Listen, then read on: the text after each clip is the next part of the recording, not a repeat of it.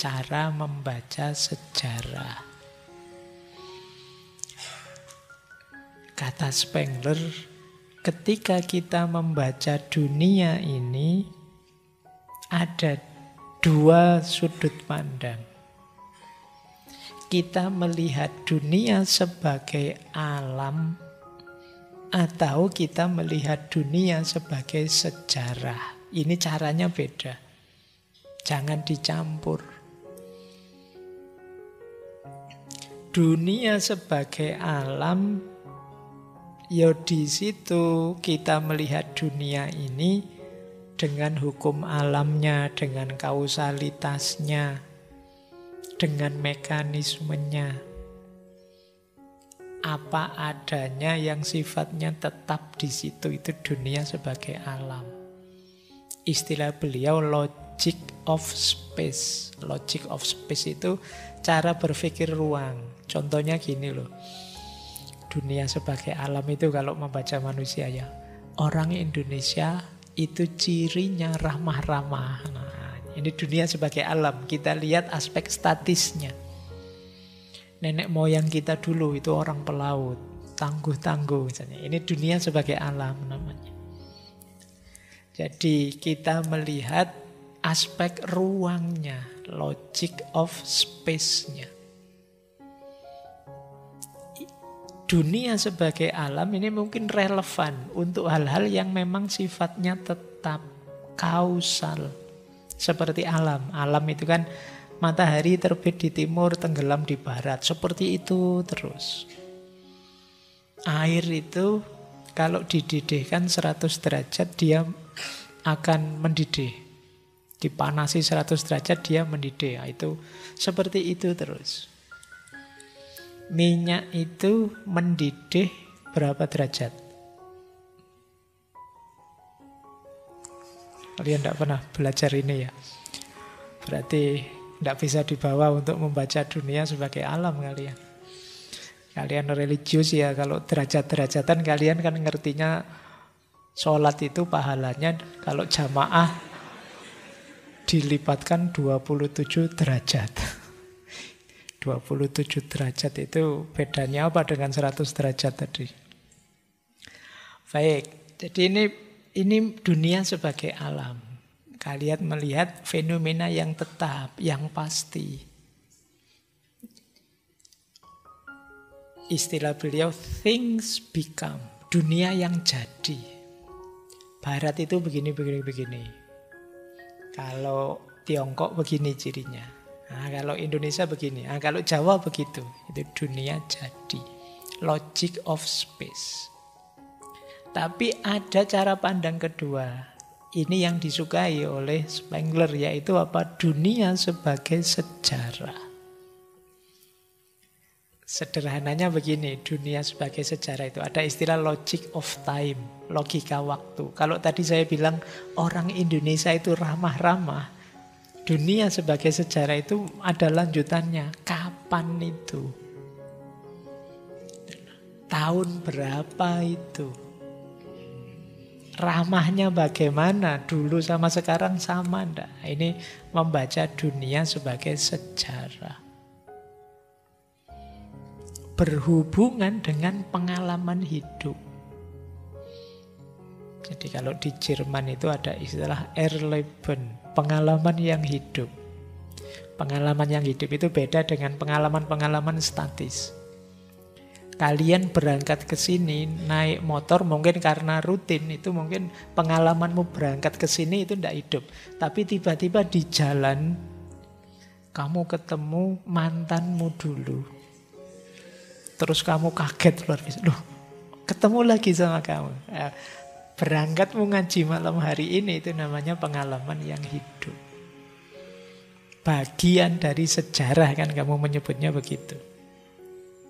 Kalau dunia sebagai alam ada kausalitas. Kalau dunia sebagai sejarah, istilahnya Spengler ada destiny. Ada nasib. Nah, jadi ini membaca dunia yang sifatnya dinamis. Tidak pasti. Kadang-kadang harus masuk lebih dalam karena ada konteksnya. Makanya alatnya namanya critical understanding. Pemahaman yang kritis. Membacanya tidak bisa hanya kayak alam tadi. Kalau kayak alam tadi hanya deskriptif, menjelaskan saja. Ada orang dipukul, itu alam saja menjelaskannya. Teman saya mukul temannya, itu alam saja. Tapi kalau sebagai sejarah, kamu juga, ini mukul itu motifnya apa, karena apa, alasannya apa, tujuannya apa. Sama-sama mukul bisa beda. Cara memahaminya itu yang disebut critical understanding. Yang ini dipukul musuhnya, makanya terus dia pengen bales. Yang ini yang mukul pacarnya, dia pengen dipukul lagi. Cubit aku dong, pukul aku dong, kan gitu. Betul. Jadi fenomenanya sama-sama pukul-pukulan, tapi jauh. Sama-sama kejar-kejaran, yang situ polisi sama penjahat.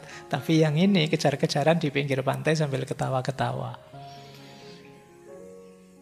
Nah, ini dunia sebagai sejarah.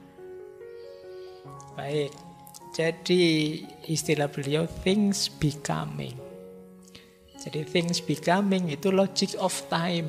Dulu pantas, sekarang kayak gitu enggak pantas lagi. Dulu yang kayak gini dihargai, yang kayak gitu tidak dihargai. Dulu boleh seperti itu, sekarang dianggap tidak boleh. Bagi kelompok tertentu, dulu misalnya yang perempuan-perempuan ini pakai jilbab, rambut depannya kelihatan, itu ya sudah, itu sudah Islamik itu. Tapi sekarang ada yang bilang, yo harus ketutup semua, rambut satu pun tidak boleh kelihatan. Logic of time. Dulu dianggap iya, sekarang tidak. Itu sejarah. Dan ini nanti sifatnya siklus. Ini cara membaca dunia. Jadi kalau ada orang cerita sesuatu pada kalian, coba kamu cek itu sifatnya logic of space apa logic of time. Dunia sebagai alam apa dunia sebagai sejarah. Kalau sebagai sejarah perlu critical understanding.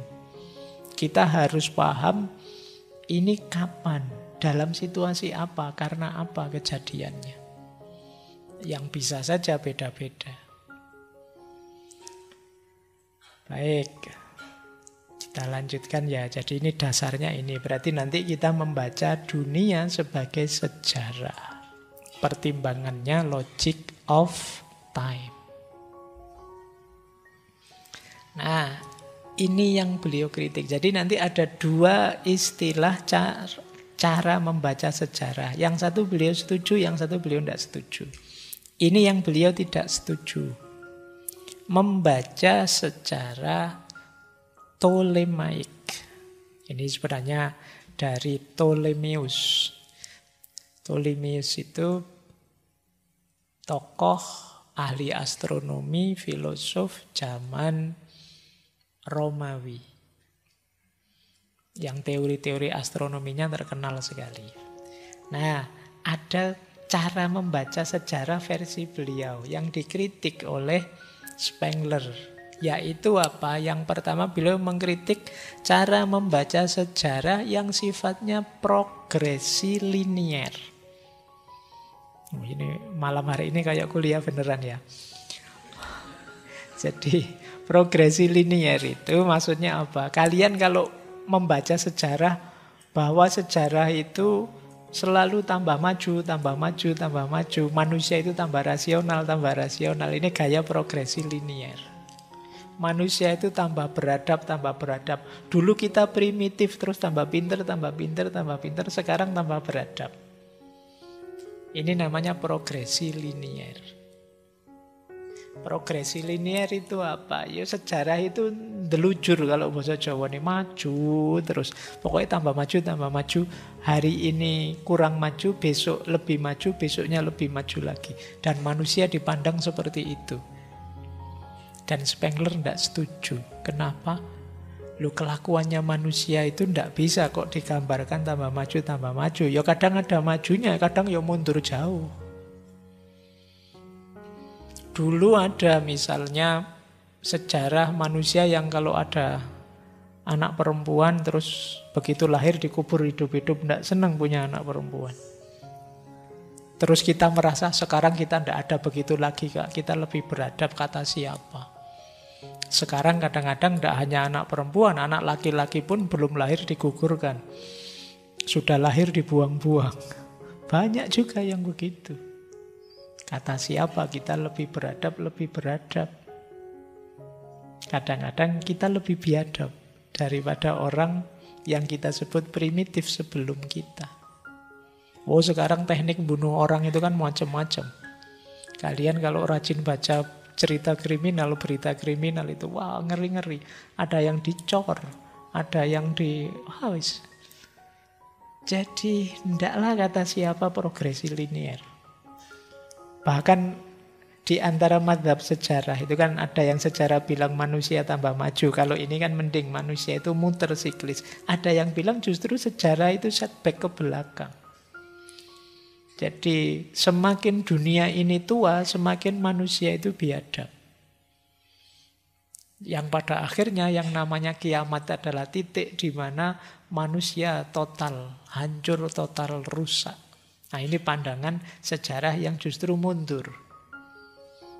Nah, jadi pandangan Ptolemaic itu ya progresi linear. Kalau kita sering melihat manusia itu tambah maju, nah ini nanti dikritik oleh Spengler. Yang kedua, pelajaran sejarah zaman itu, ya sampai eranya Spengler ini, bagi Spengler coraknya Eurocentris.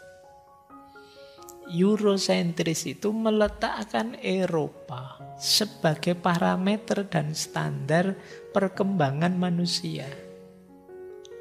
Jadi maju itu ya kayak barat itu loh, itu namanya Eurocentris. Jadi yang gaya hidupnya tidak seperti barat, kita disebutnya mundur. Ini yang disebut Eurocentris, standar Eropa. Lu terus pakai standar mana, Pak? Ya kalau Spengler ya enggak usah standar-standaran lah. Setiap budaya itu unik kok. Justru tidak bijaksana kalau kita mengambil standar di luar diri kita. Wong kita sendiri juga hebat, masing-masing budaya hebat. Nah, cuma memang narasi sejarah yang disusun, mungkin juga banyak sampai hari ini, itu yang disebut maju itu standar Eropa, Eurocentris. Nah, itu kalian boleh ya pakai teori ini untuk ngeritik banyak orang yang logiknya ini. Pendidikan maju standarnya Eropa, nanti apalagi sosial maju, budaya maju, termasuk sepak bola maju misalnya. Ya kan tidak harus Eropa, ya Amerika Latin juga bisa, mana juga bisa. Latihan, tidak harus fokus. Masing-masing orang mungkin punya budayanya sendiri yang unik. Baik, ini yang dikritik oleh Spengler. Yang ketiga, universal.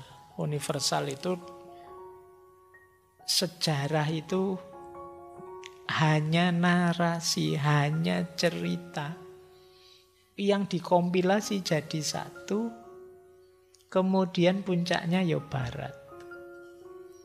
Tidak ada cerita tentang kita yang di pinggir. Kalian boleh misalnya coba ambil buku sejarah dunia. Sejarah dunia itu kan cerita besar tentang ada Yunani, setelah Yunani ada abad ke-8, abad tengah. Setelah abad tengah muncul Renaissance, setelah Renaissance muncul modern, setelah itu postmodern. Itu telah ceritanya barat. Apa semua wilayah begitu? Kan tidak. Tapi kita menganggap sejarah dunia ya itu sudah. Padahal mungkin yang disebut era ke-8 di barat itu di Islam era kejayaan. Tapi cerita sejarah itu ya selalu cerita universal ini. Itu yang dikritik oleh Spengler. Apa iya sih? Wilayah-wilayah lain itu tidak punya sejarahnya sendiri-sendiri. Kok selalu yang disebut sejarah dunia itu ya sejarah negara-negara besar yang pusatnya di barat. Kemudian yang keempat, teleologis. Teleologis itu artinya tujuan. Jadi menganggap bahwa sejarah itu berjalan menuju tujuan tertentu. Ya sama seperti yang awal tadi ya. Menuju masyarakat beradab, menuju masyarakat modern teknologinya, menuju masyarakat. Nah, menuju ini pakai standar barat. Itu yang dikritik oleh Ptolemeus. Dan statis. Statis itu seperti dunia sebagai alam tadi. Wong membaca sejarah kok kayak membaca alam. Kalau ini mesti maju, kalau ini mesti primitif. Ala Indonesia mesti nah. Ini namanya statis. Kalau teman-teman baca medsos kan sering itu. Banyak orang pesimis dengan kita, membaca kita secara negatif. Ala Indonesia Pak sudah bisa ditebak. Nah kalau ada kalimat sudah bisa ditebak, pasti begitu, tidak akan jauh-jauh dari sana. Dasar masyarakat plus 62 dan lain sebagainya. Itu pandangan statis tentang manusia. Dan itu tidak fair. Karena membaca manusia itu ya harus jelas kapan, di mana, dan bagaimananya.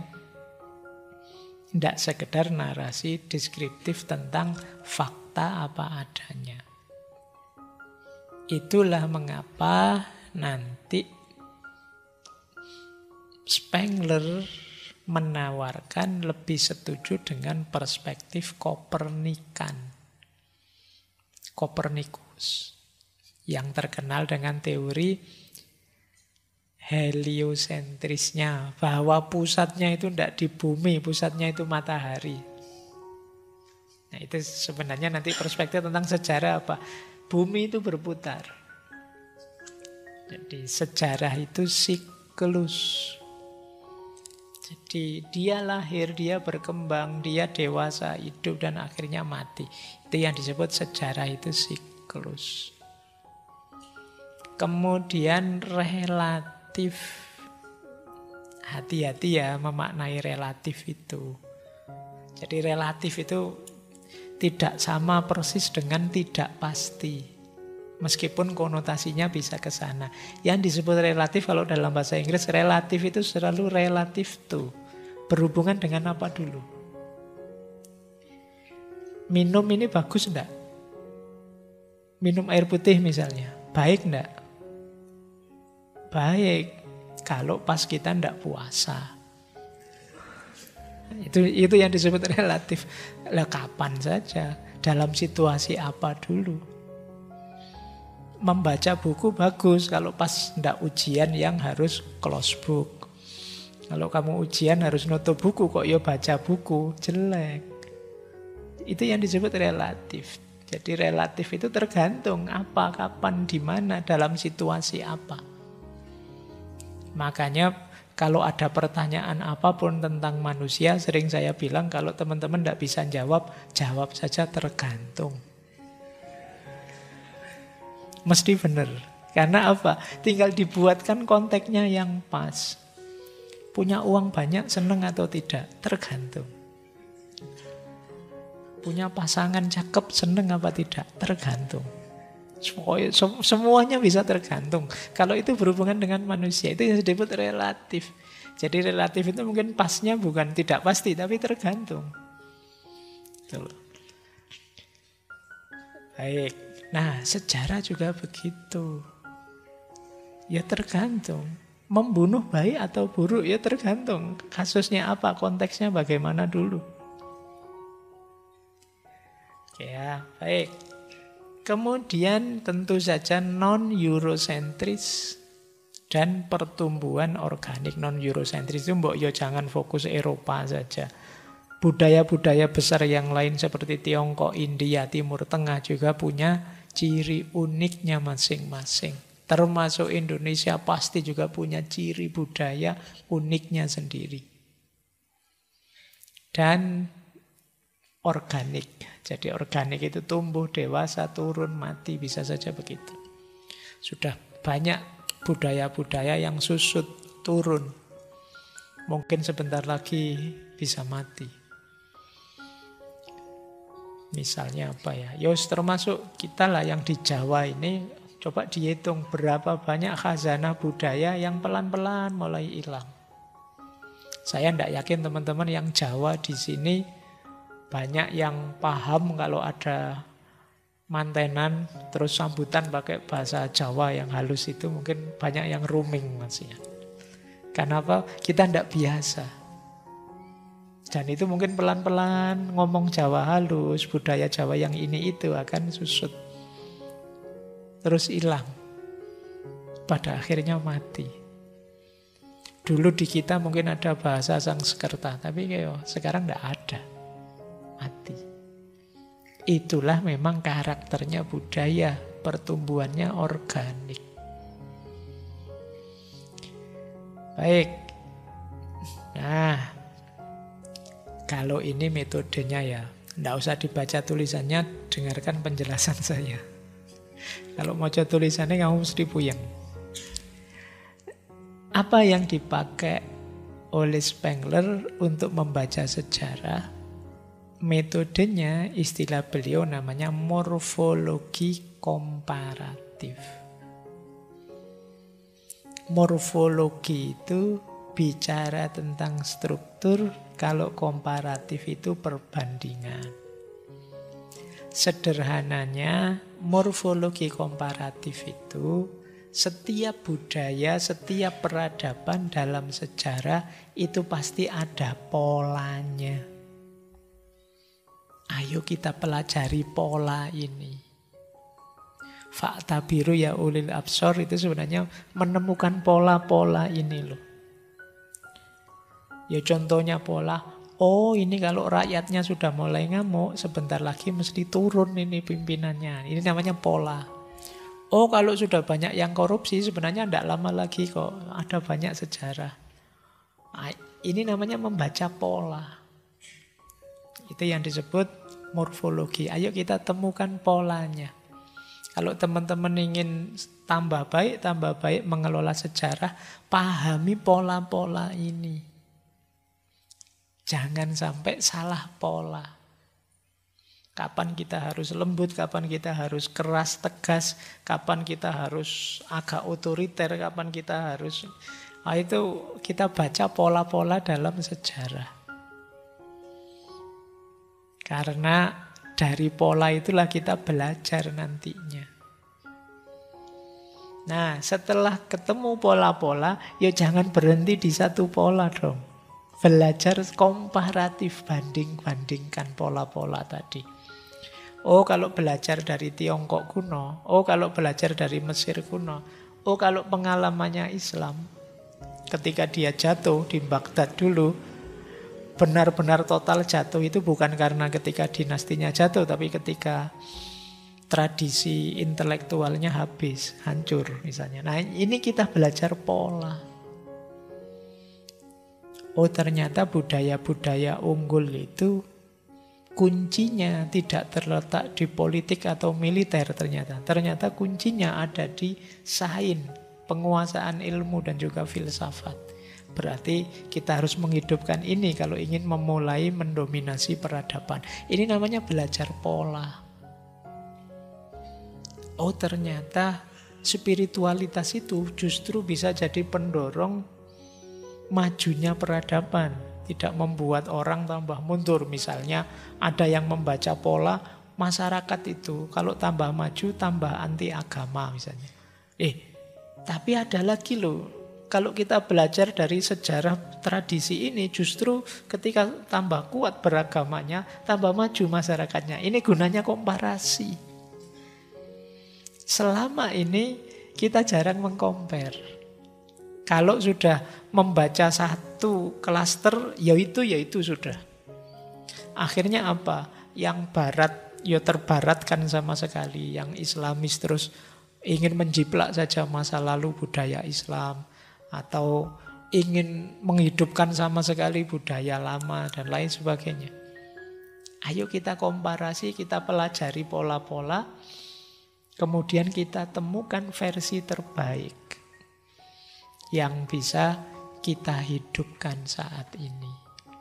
Ini metode seperti ini kalau di Spengler namanya morfologi komparatif. Nah, istilahnya keren. Sampean hafalkan istilahnya saja nanti bisa menang-menangan pada yang lain. Jadi belajar, sebenarnya ini belajar struktur kemudian membandingkan pola-polanya. Nah, baik. Ini metode yang ditawarkan oleh Spengler. Ada lagi, nih, pokoknya ada banyak istilah-istilah unik sampai malam hari ini belajar beneran. Ada metode sistematik dan fisiognomik. Lagi-lagi sampean tulis saja tulisannya, saya jelaskan isinya ya. Kalau baca tulisannya agak bingung. Yang pertama sistematik. Sistematik ini analisis objektif. Sistematik itu jelaskan faktanya. Apa adanya. Deskripsikan kenyataannya. Nah, ini namanya metode sistematik. Yuk kita klasifikasi, ini perang. Oh, ini genosida, ini sudah levelnya. Oh, ini namanya klasifikasi. Kemudian kita komparasi, kita bandingkan sepanjang sejarah pernah tidak sih terjadi seperti ini? Oh pernah, oh tidak pernah. Setelah itu abstraksi. Abstraksi itu, oh berarti ketika masyarakat tidak kompak, maka mereka mudah dijajah. Misalnya contohnya begitu. Nah, ini namanya metode sistematis. Kalau teman-teman membaca fenomena apa, pahami apa adanya, petakan, kategorikan, kemudian abstraksikan. Ini namanya sistematis. Kemudian fisiognomik. Ini menarik. Ini menurut saya baru kalau dalam ilmu sejarah. Yaitu apa? Intuitif empatik. Itu fisiognomik. Sifatnya subjektif. Jadi kita tidak hanya mendeskripsi, tapi juga memasukkan diri kita dalam peristiwa itu. Makanya sifatnya subjektif dan ada empatiknya. Contoh ya, misalnya kalian yang sekarang lagi rame, Israel Palestina, genosida yang menyedihkan kita. Jangan hanya sistematik. Kalau sistematik ya kalian menjelaskan perangnya, berapa korbannya, bom berapa kali, jumlah yang meninggal berapa. Kalau fisiognomik, kalian memasukkan dirimu, seandainya aku warga Palestina misalnya. Atau boleh juga seandainya aku yang jadi orang Israel. Untuk menemukan apa? Menemukan jiwanya sejarah. Sama, seandainya misalnya Perang Dunia Pertama atau Perang Dunia Kedua. Seandainya aku Napoleon, seandainya aku Hitler misalnya, kemudian ketemu ini, ketemu itu kalian, oh berarti ini yang dirasakan oleh Hitler itu. Oh berarti ini yang mendorong Napoleon itu. Itu bisa kita temukan ini dari fisiognomik. Jadi metode intuitif subjektif. Menemukan esensi dari perkembangan satu budaya. Jangan dilihat luarnya saja. Karena setiap pelaku peristiwa, pelaku sejarah itu biasanya punya maknanya sendiri masing-masing mereka. Yang subjektif. Di situ gunanya metode empatik. Empatik itu kan memposisikan diri kita di posisi agen, di posisi orang yang menjalankan. Ya, contoh ya, dulu misalnya ada kasus, ada orang ngasih sajen, tumpeng misalnya di jurang atau di laut. Terus kita memaknai versi kita. Terus kita marah-marah, wah ini musyrik ini, terus tumpengnya kita tendang. Terus kita bilang bahwa ini mubadir saja, makanan dibuang-buang misalnya. Ini makna-makna dari kita yang membaca. Sebenarnya kita bisa berempati. Berempati itu kita masuk dulu ke orang ini loh, melakukan ini semangatnya apa sih? Ada visi apa? Ada tujuan keinginan apa? Terus kita transfer diri kita pada dia. Oh pantes, cara dia memandang dunia begini, cara dia memahami alam semesta begini. Pantes itu yang dia lakukan. Ini yang disebut fisionomi. Nah, ini mungkin menarik ya untuk kita ketemu banyak nilai kemanusiaan di sekeliling kita tanpa menghakimi. Karena kita itu sering menghakimi peristiwa-peristiwa sejarah atau abai. Abai itu tidak peduli, hanya mendeskripsi saja. Maka dua metode ini menarik kalau kita seimbangkan. Baik. Ambil nafas sebentar, kalian agak berat memahaminya. Wis kok dengarkan lagi. Tidak paham juga tidak apa-apa, yang penting belajar. Nah, kunci teori dari Spengler yang banyak dikutip itu sebenarnya ini. Tadi kan bolak-balik saya ngomong siklus. Iya, sejarah itu siklus. Dari fase pre-culture, kemudian early culture, later culture, dan civilization. Ini menarik kata beliau. Teman-teman mungkin sering bingung, Pak, bedanya apa sih Pak kebudayaan dengan peradaban? Kalau kebudayaan itu sifatnya proses kreatif spiritual. Istilahnya kan bagaimana manusia mengerahkan budi dan dayanya untuk membentuk hidup yang baik. Ketika sudah mencapai tujuannya, ada wujudnya, berhasil, buahnya, itulah nanti namanya peradaban. Mengalami universalisasi, rasionalisasi, globalisasi, itu namanya peradaban. Nah, kalau di Spengler, kalau sudah sukses berhasil sampai titik peradaban, itu alamat sebentar lagi turun.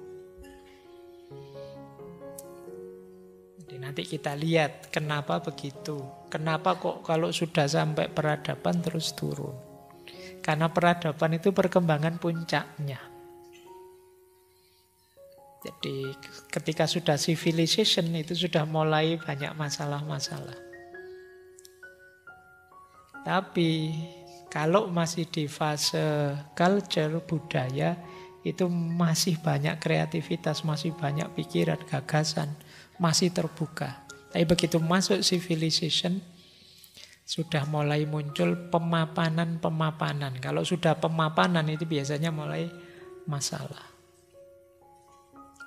Nah, menarik itu kalau pakai analogi ya. Spengler itu membandingkan sejarah itu seperti budaya, seperti manusia, seperti alam. Kalau manusia kan kita ada masa kanak-kanak, masa muda, masa dewasa, masa tua.